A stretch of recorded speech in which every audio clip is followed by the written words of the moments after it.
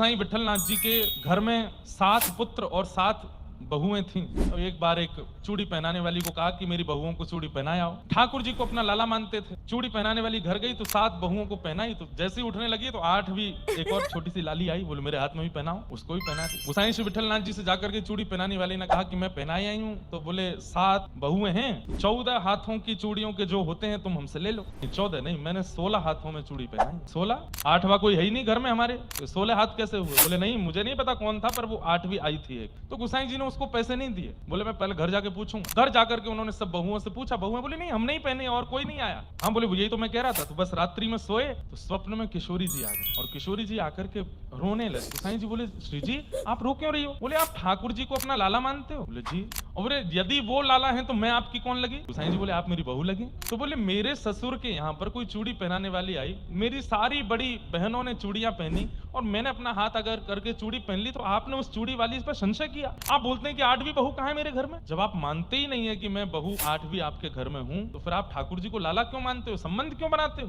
तब गोसाई जी बहुत रोए, रोते रोते श्री जी से क्षमा मांगने लगे।